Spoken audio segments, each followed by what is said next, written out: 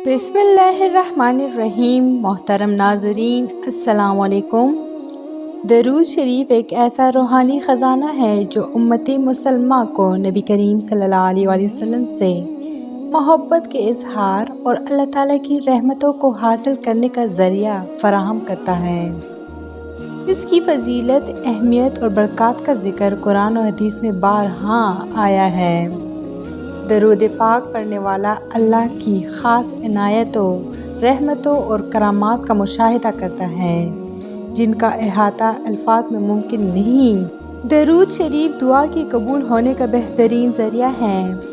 हज़रत उमर बिन ख़त्ताब रज़ियल्लाहु तआला अन्हो फरमाते हैं कि दुआ को दरूद शरीफ के बग़ैर आसमान तक पहुँचने का रास्ता नहीं मिलता।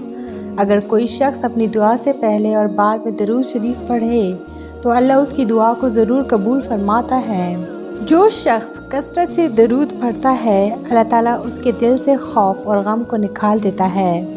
एक ताजिर ने रोज़ाना 300 मरतबा दरूद शरीफ पढ़ने की नीयत की। कुछ ही दिनों में उसके कारोबार में इतनी बरकत हुई कि खुद हैरान रह गया।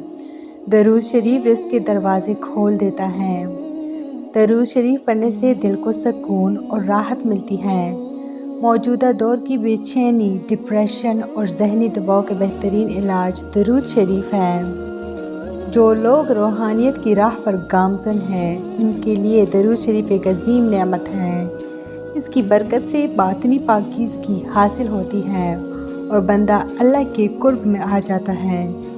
हदीस में आया है कि जो शख्स कसरत से दरूद शरीफ पढ़ता है, उसकी कब्र नूर से मुनव्वर होती है और उसे कब्र में तन्हाई महसूस नहीं होती।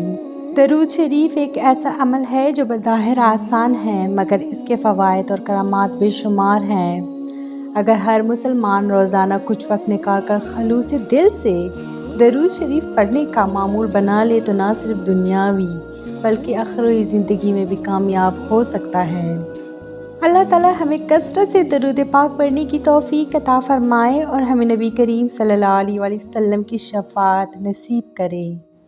तो ये थी मेरी आज की वीडियो। उम्मीद करती हूँ कि आप लोग को बहुत अच्छी लगी होगी। मज़ीद इस तरह की इस्लामी वीडियोस के लिए मेरे चैनल को लाइक, शेयर और सब्सक्राइब ज़रूर करें। Stay tuned for more. Thanks for watching.